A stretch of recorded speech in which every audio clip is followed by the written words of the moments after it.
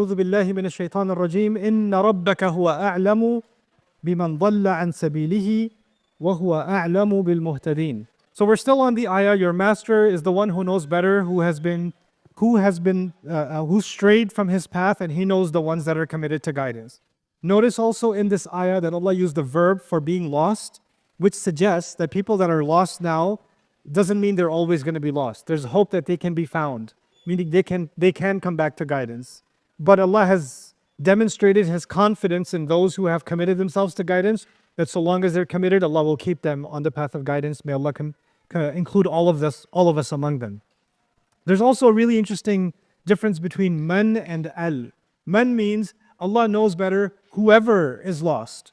Whoever sounds like they're ambiguous, mubham, ibham, like they're nobodies.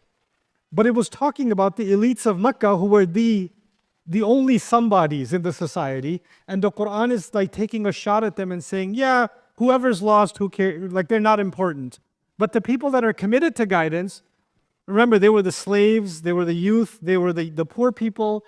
These were the people that were coming to the Prophet ﷺ mostly, and they became al-muhtadin, the committed ones to guidance. Like they became important. So in a sense, what Allah did is, Allah treated the elites of the disbelievers as if they are nobodies, and He treated the believers as if they are elites in the society where they were actually considered nobodies, by just using that al in this ayah. It's really beautiful. Then, بِمَنْ ضَلَّ أُقِيمَ مَقَامَ بِهِمْ وَالْمُهْتَدِينُ أُقِيمَ مَقَامَ بِكُمْ. In the previous ayah we saw, you shall see and they shall see. Remember that? You shall see and they shall see. We saw that in the 5th ayah. But there's something really interesting that's happened. The word you was singular. The word you was the Prophet. The Prophet shall see and they shall see. And they were in the plural, remember? So you is singular and they are plural. How has Allah flipped that? Allah said, Allah knows better whoever is lost. Is that singular or plural? Whoever's lost.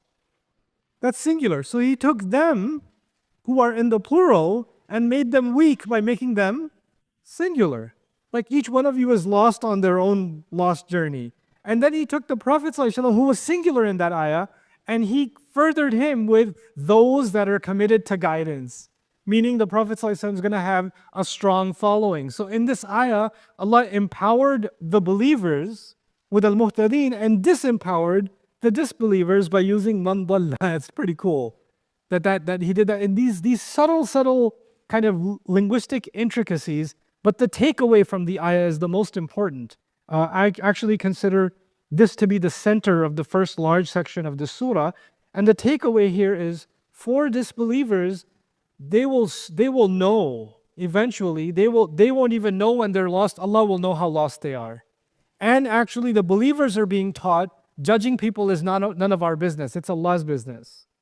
I don't know who's lost and who's not lost. Khalid ibn Walid is on the kafir camp right now. And Allah knows that he will be from the muhtadeen. Abu Sufyan is on the kafir camp, the disbelieving camp. Allah knows he's going to be from the muhtadeen. The majority of people in Makkah are disbelievers right now, and by the time Makkah is conquered, the majority of them will be believers. They'll be al-muhtadeen. It is only for Allah to know. So even if someone's on the opposing end today, that is not a label that they will carry forever.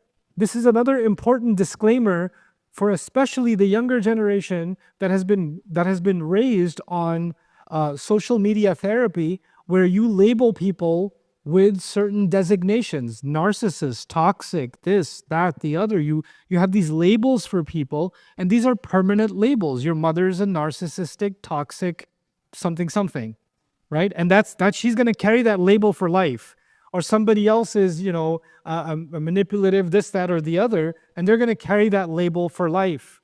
Well, even the idea of being misguided, Allah did not make that a label for life. So how are we giving labels for life to people as if they're beyond redemption? You understand? So it's a lot of this kind of, pop therapy is very anti-Quranic, is very judgmental.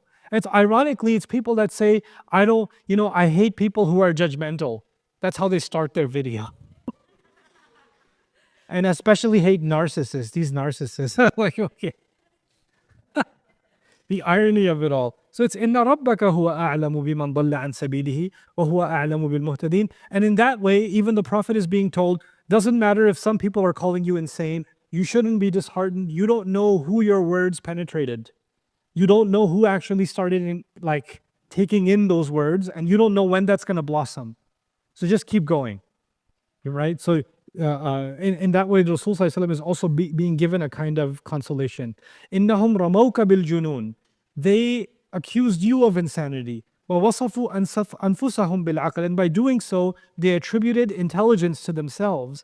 وَلَكِنَّهُمْ مَوْصُوفُونَ بِالضَّلَالِ. But now they're being described with being lost as if lost in the desert, which is a kind of insanity. وَأَنْتَ مَوْصُوفٌ بِالْهِدَايَةِ. And you're being characterized by being on a path towards the destination. So people walking on the path, people driving on the highway, on the road, sanity. Somebody driving around in circles in the field on the side, insanity, right? So it's flipping the image.